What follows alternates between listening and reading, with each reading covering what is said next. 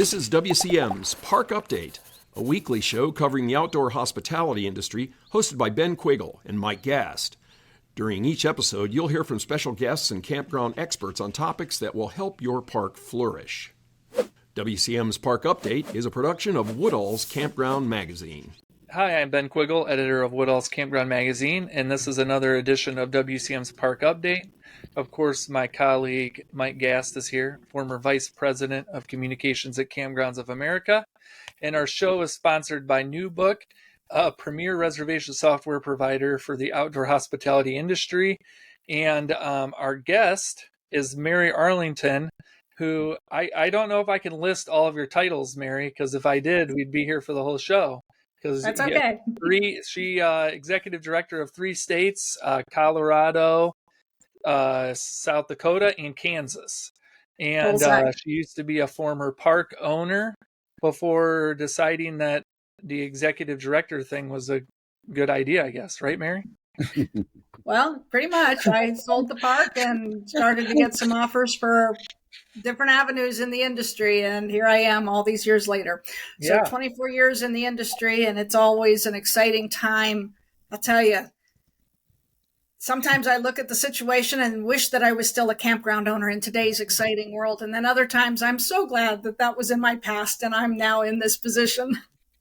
Yeah, definitely. Well, you get to work with some highly skilled people, at least in the campground business, where we have a lot of campers out there that aren't so skilled anymore. We have people on all levels, from total naive and what do I want to say? Very basic skill sets, all the way up to those who have a whole lifestyle of it. Mm-hmm. And in the park industry, I have brand new owners, and I have people who, third generation in the family. Yeah. Well, that's awesome. And you recently, last year, was it last fall? You took a drive. You toured Colorado. Was that last fall? Last year I spent 4 months on the road and ultimately visited over 600 campgrounds in Colorado and South Dakota. And you did those 2 states. And you did all that with an RV or with a car, or what were you traveling on? Thanks for asking. No, I started out with an RV at one point, but then we discovered that it's far easier to do these trips in a car. First of all, there's the mileage. Second of all, dare I tell you how many times I've had to do a U-turn to go back because I've missed a turn or I've missed a driveway, or it's easier in a car. But at the same time, so many campgrounds today in our memberships have cabins, covered wagons, teepees, yurts, all these things. So the members have stepped up and said, while you're traveling around, we're going to host you. And we kind of put together a plan, and it's worked out very well. I've had the absolute pleasure of camping in all sorts of accommodations. Yeah. Well, one of the reasons we wanted to bring you on was because we had recently posted an article on WCM about something to do in Colorado, about an issue that I think many people are looking at, is just what is an RV park? And I know some officials in different states, different counties, cities they're having housing crises, and some of them are looking at RV parks and thinking, boy, this kind of looks maybe like a mobile home park or like a long-term thing going on. I know California has had some of those issues, and that was the gist of the article last week in the Denver Post. I guess we just wanted to bring you on and talk maybe a little bit about that. I guess what are they trying to do here in Colorado, I guess? Well, actually, and to clarify, Jeff Kreider called me to talk about the situation, and I said there really isn't a situation like what is happening in California. It's a different monkey that we've got going on in Colorado. So I bowed out of that topic and focused with you on this one, this Mobile Home Park Act. So the situation in Colorado is that some very kind and considerate legislators recognize the issues in Colorado with affordable housing. Mm-hmm. And they enacted there's a Mobile Home Park Act, and it rather protects the rights of those residents who live in affordable housing. And the stipulation is that if you have 5 or more of these mobile homes, then you must comply with the Mobile Home Park Act. Hmm? And honestly, when it came to legislative affairs, it wasn't on our radar at all. It was all about residents. It was all about citizens. It was all about landlords and tenants. And when this issue came to my desk, I went to the Tourism Industry Association of Colorado and said, hey, did I fall asleep at the wheel? Did you guys discuss this and I missed it? And it wasn't on their it hadn't been on their radar either. Now, obviously, it's on all of our radars. But the issue is that some campgrounds have 5 or more non-RV certified structures. Yeah. And some people have found it in their power to sue the business and say, you're out of compliance with the Mobile Home Park Act, which has created a big nightmare because these park owners basically were saying, I'm not a mobile home park. I have 150 RV sites and I have all these tent sites and I have these structures that are owned by individuals. They're not even owned by the park. Yeah. But and of course, when I threw into the mix, well, does it have an RVIA sticker? They're like, well, I don't know. I don't own it. So anyway, the basic situation is that the Mobile Home Park Act in Colorado requires that those with 5 or more mobile homes register and comply with the Colorado Mobile Home Park Act. Now, when these parks got sued, I started to receive emails as to, are others being sued? What's going on? What do you know about this? And I did a little tally this morning. I have over 200 emails on the subject. Almost 100% of them, I'd say 98% of them, are from the last 6 weeks. Well, yeah. So it's once it became in our radar, it mushroomed into a huge ordeal. Basically, we are saying our businesses cater to tourists. Our businesses are concerned about guests, about attractions, cuisine, history, local things to see and do, adventures, want to go backpacking or hiking, ATVing and all that stuff. When you have a mobile home park, and I'm looking at going into that mobile home park as opposed to that RV park, my thoughts probably would be, what's the school district like for my kids? What kind of doctor's offices are nearby? Got to get my car tagged and my driver's license, and what doctors are nearby? The 2 different radars that a guest versus a resident is seeking before they sign up and pay. Yeah. And so, as I've been talking to various reporters, I've said, when my people get together and chat with others in their industry, these are their concerns. How do I best run my park? How do you promote other attractions? How do you work with these restaurants? How do you connect with these people? As a park owner, I can tell you, I never once checked into the school district to say, what kind of school district do I live in? Yeah. And so the residents are concerned about one type of category. This act was created to protect Colorado residents. The one particular mobile home park that is in our membership that's being sued, 100% of their guests are from out of state. They're not from Colorado. They're from the southern tier where it gets to be 9,000 degrees in July. And here's Colorado right here at elevation 8,000 feet where it's nice and cool and comfortable. So they have these summer getaways.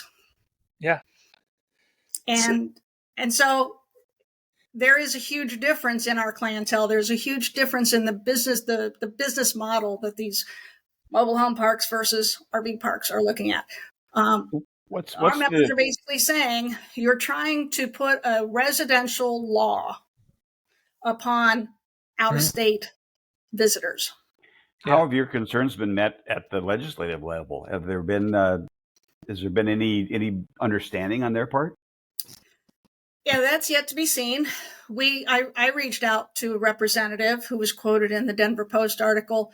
I reached out and basically said, are you aware, because you were one of the creators of this act, and when you created it, was this your intention? And his response was that he wasn't aware that these campgrounds were being sued. And then in the Denver Post story, it came out that he didn't have a problem with the campgrounds being pulled into the situation. So naturally, that didn't settle very well with us. He's not the only author of it, and we're still working on that. We also have other reporters still working on it within Colorado, and of course, there's there's the park owners who are involved. There's their lawyers who are involved, and I have limited content that I'm allowed to share because that's not me. Is this so? I know we mentioned California to be. I know you guys, obviously it's two different issues, but I know other states too have had issues with defining like what a park is. Right. Because I think there's such a wide range of parks. I mean, you got 55 plus. Obviously, some of those parks, have some pretty permanent structures on them. You've got the RV parks, the resorts, the campgrounds, and depending on which campground or RV park you go to, some of them do have I guess what you would classify maybe a couple mobile homes on them. They have the park model RVs, which are registered with the RVIA. They have their RV sites. I guess it just seems like, for some officials, it's just difficult to figure out what exactly a recreational park looks like, I guess. Yes. And in Colorado, I would say actually in all three of my states, but certainly Colorado probably first, that I see that definition needing to be created sooner rather than later. It has not yet been created. When we've had issues at the health and environment level, maybe with sewage flow and capacity and that sort of thing, those codes, they've always said, okay, we understand. So if it's been certified by the RV industry, then it's an RV and you're okay. But let's say somebody hand makes a tiny house and brings it in, or I'm not sure, maybe even a bus conversion, old school bus converted in. I'm not sure how those are certified. That's not my forte. But if it doesn't have that sticker, then it doesn't comply with the building of that park, with the infrastructure of that park. So far, the state has leaned toward that. But of course, in the last probably 10 or 15 years, we've seen a surge of these non-RVIA certified structures. And that's going to become critical concern. I know some of the glamping structures, not all of them are RVIA certified.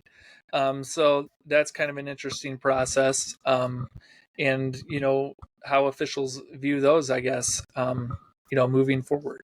But it's kind of an interesting topic because, the housing crisis is a big deal. And I know we see all the time on WCM stories about people living in RVs, full time now, more and more college students, workers. And it's kind of interesting how that's kind of changing the dynamics for the industry, I guess. It is. And I can tag on to that and say last legislative session in South Dakota, we fought issues regarding that very topic, where we have very relaxed laws on becoming a South Dakota resident. Bring your RV up, camp one night, get your tags, get your voting rights, head on down the road and come back. Very rarely, and you're still qualified. So they began trying to change the voting laws.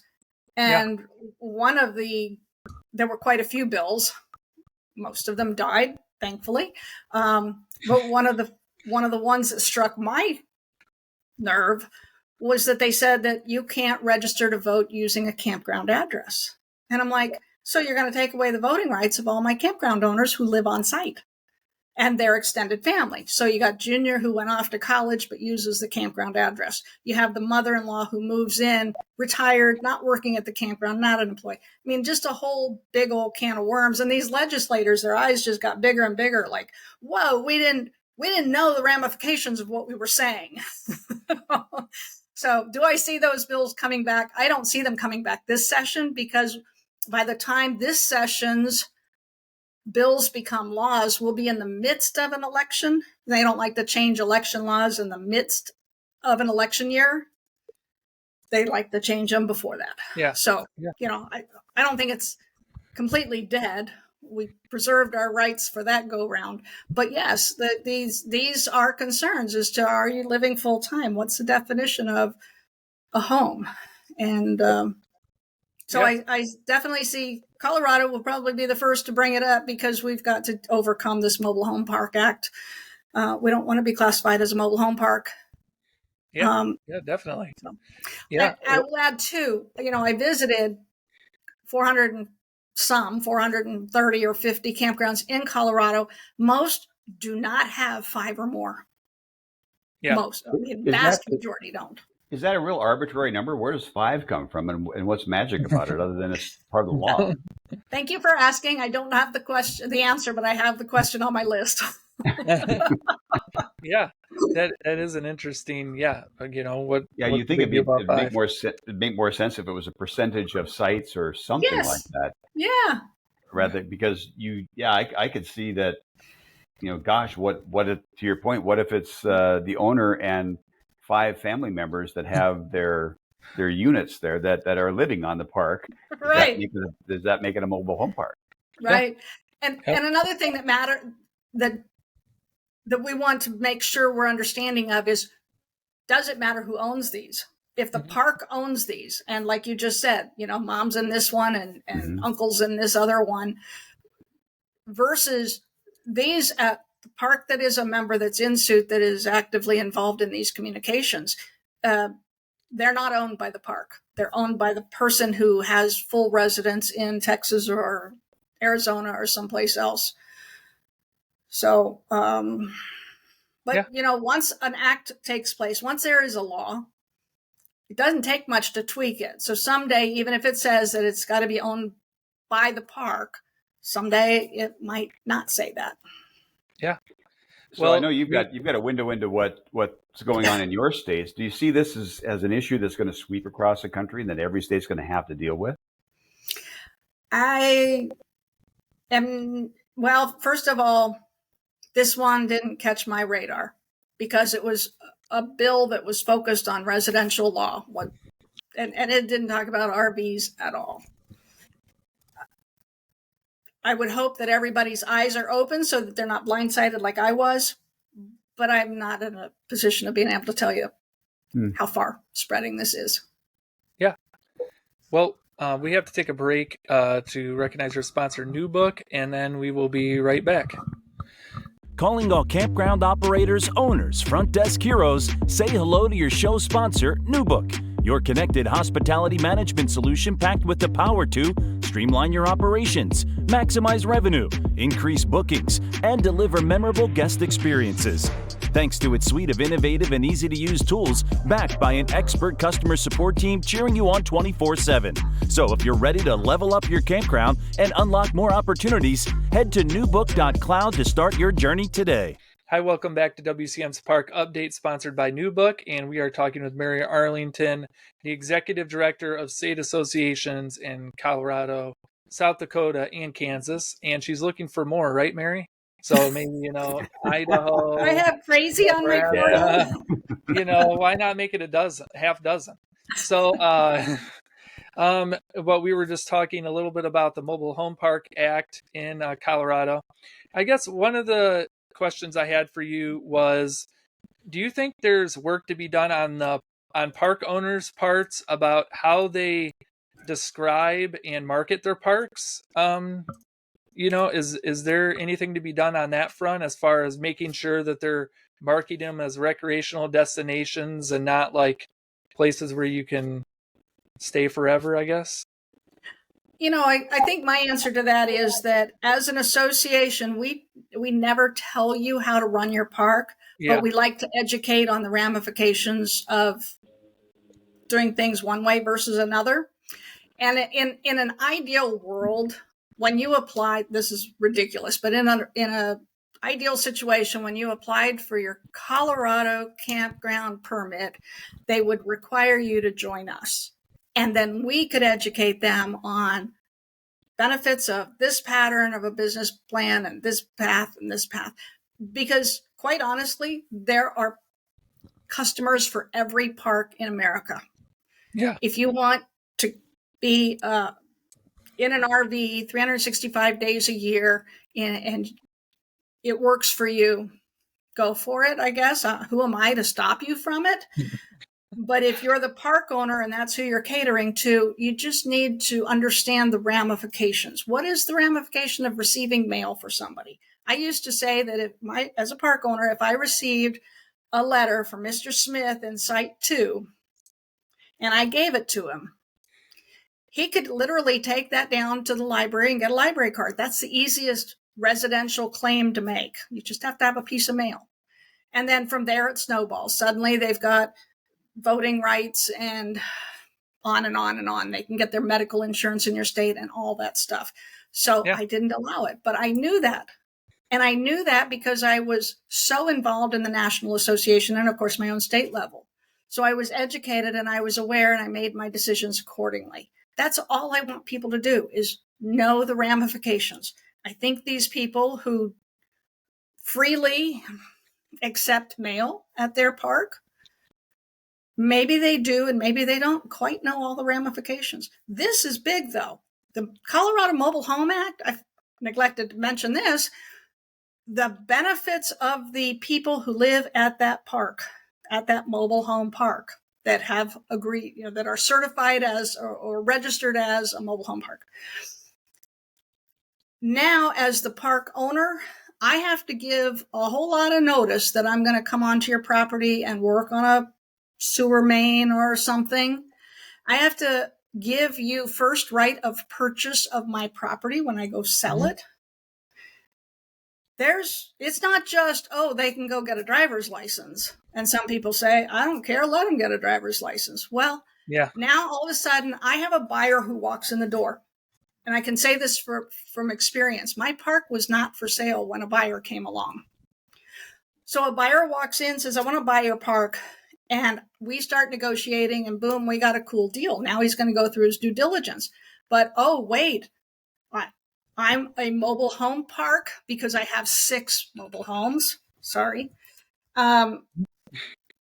If I have to stop this purchase arrangement and wait for my guests, my residents, to decide if they want to buy my land, they could take 6-8 months. They could take probably a year of due diligence and trying to figure out who's got the money. And let me sell this house so that I can do this and I can buy. And then they can come back and say, you know what, we can't get the money. Well, in the meantime, my buyer is long gone. Yeah. I'm not happy. So how are you communicating this to your Colorado membership? How do you keep them up to speed on what's going on? We did immediately do a survey of the members and asked how many people. First of all, we didn't even know. I went to the registry that shows who all is registered to be a mobile home park, and I recognized a couple of names and said, yeah, they do. They have 10 or they have 12. So I reached out to the attorney and said, I'm not quite seeing the ramifications on my industry on this. And he says, that's because so few people know about it that they haven't yet registered. So we got the word out. How many of you have 5 or more? That narrowed the field. And then we began talking, saying, here's what you need to know. And one person went so far as to say that they went through the process to register to be a mobile home park in Colorado. And they have advice for the others. If you have 5 or more, sell them and get down to 4 or less. It's not worth it. I don't think that's the state intended for business owners to be in this situation. I truly don't. I hope they didn't intend for it. So how are you, on the other side of that, how are you educating legislators, or is there a lobbying effort underway to make sure that they understand what a mobile home park is and what a campground is? We're really just starting that ball. Like I said, the 200 emails are mostly from the last 6 weeks. So we're still putting our forces together. Of course, that was in the during the camping season when none of my members could come up for air and say, I'll be on that committee or I'll help reach out to my legislators. So we're really in the infancy stage of it. So are you concerned that this gets your associations into a political format where you are endorsing the candidates that agree with your positions? That I'm not sure about. We've never done that in the past. We've always hit upon topics themselves. We're for this bill, we're against this bill. We've never said we're for this person or against this person. I won't say never, but I hope we don't get to that point. Yeah, definitely. Well, I also wanted, how I read a story the other day about the South Dakota Association. I know we talked quite a bit about Colorado. You guys just met and went over a bunch of legislative stuff in South Dakota, which is very active. I guess, how are things going in the Dakotas, I guess? I would say South Dakota is very alive and well and active, participating. So when we got together, this 2-day meeting had absolutely nothing to do with me reporting to them. Here's what I did. Here's what we did. Here's what we plan to do. This whole event centered around what's happening at your park. What are you hearing? What are you seeing? What are you feeling? And obviously I shared, nobody can keep me quiet. I shared what I had heard from others. When I knew that somebody in the room had an issue, I made sure that issue got discussed and brought to the attention of everybody in the room. Through that, it became apparent to the attendees, who fortunately there were plenty on the board in attendance, and to be able to say, this isn't a healthy situation. We need to fix this. So when the public health department told one of our members that there's a goofy law that they're not in compliance with, but they acknowledged that it was a goofy situation, then let's fix that goofy situation rather than making that park comply with a goofy criteria. So these are things that came to the attention of the board. We're going to put them on the agenda. I don't remember. Next week, Tuesday, Wednesday, we have a board meeting. And they in turn determine what gets sent to their Legislative Affairs Committee, which is in-house legislative group. And that group looks at every bill that comes out January, February, March, between the Legislative Affairs Committee and the Board of Directors and the Executive Committee. They all figure out which bills we're going to tackle and what our stand is. Are we for it or against it? And we have one bill in the chute. I think we have 2 more that we have planned to go in the chute. And then, of course, these 3 topics that came up in our meeting last week that the board will be addressing next week. So they're a very awake, alert, energized group. I'll go so far as to say most of our members leave the state for the off season, and our legislative session is January, February, March. Yeah. They've been known to come back for a hearing, to give a 2-minute presentation to a committee, because that's how important it is that their voice be heard. So they're gung-ho strong. Yeah. And how has the legislative activity that you work on changed over the last several years? Have you noticed, more of a need to keep an eye on that stuff, maybe more than in the past? Yes. In the past, in the early days of my time, we relied on Jeff Sims at Arvik to tell us what was coming down the chute. At some point, I began reading all the bills, and I would take it to the committee and say, I think this impacts you. Last legislative session, I got bolder, because now we're starting, the members are getting a little tired of me showing them all these bills, quite frankly. And so I sent them this bill on the voting, and they're like, yeah, no, that's not us. We're not worried about that. Let somebody else fight that. And I sat there and I was like, they're missing it. They don't see the word. So I sent it back to the president, and I'm like, go to this line and look at this word. And he's like, oh my gosh, yes, we have to take a stand on this, but you're just skimming bill after bill after bill after bill. It gets dull. It's not exciting reading. So anyway, I would say that it's changed tremendously. They hired me to be their lobbyist, so I am at the Capitol a lot, waiting for certain people to come out of certain rooms so that I can talk to them. I have my limited areas of the Capitol that I'm allowed to be in with that lobbyist badge, and we're doing amazing things there. I'm so proud of my South Dakota members for the actions that they've changed, the laws they've enacted. They've got the inherent risk limitation of liabilities in place here. That went into place last July. They've got the ejection law on their side. That went into place last July. I'm talking about 2022. Yeah. And we've got more in the chute for now. So when you were a simple campground owner, did you ever visualize the day when you'd be lobbying the legislatures over bills? No, I remember the very first time I spoke to a state senator, and I was on my way to Washington, D.C. This senator happened to live down the road from me, and I was on my way to Washington, D.C. for my very first legislative day on the Hill. And I told him just how terrified I was. And he sat me down and reminded me that these legislators are humans, put their shoes on just like you do.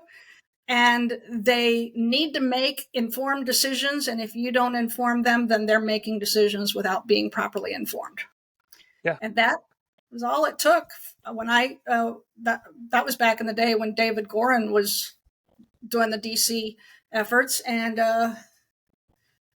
after one of the days on the Hill, David said around the room, how did it feel to walk into these senators' offices? And after I finished my spiel, he said, wow. I was like, oh, wow, I just made David Gorin speechless. Well, Mary, it's always great to chat with you. You're going to be at the glamping show, right? Or not this year? I have a full autumn lined up with the glamping show, Arvix OHCE, and Campground Owners Expo in Branson. So I'll see you wherever you are. Okay. Well, thank you so much for coming on and talking to us. And thanks, everyone, for watching. Thank you. Campground experts on topics that will help your park flourish. WCM's Park Update is a production of Woodall's Campground Magazine.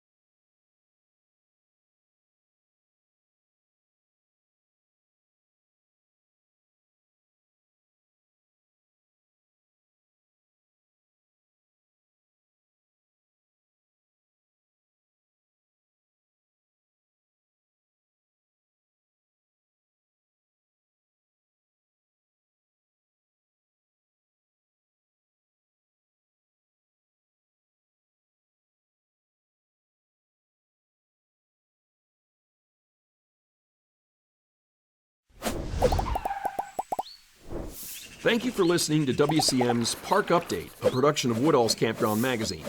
Join us for a new show each Tuesday at 3 p.m. Eastern on Facebook, YouTube, and wherever you listen to podcasts. Follow us on Facebook and LinkedIn for daily news and updates, and subscribe to our news feed on our website at woodallscm.com. Show hosts are Ben Quiggle and Mike Gast. Executive producers Rick Kessler and Alex Burkett. Copyright 2022, G&G Media Group.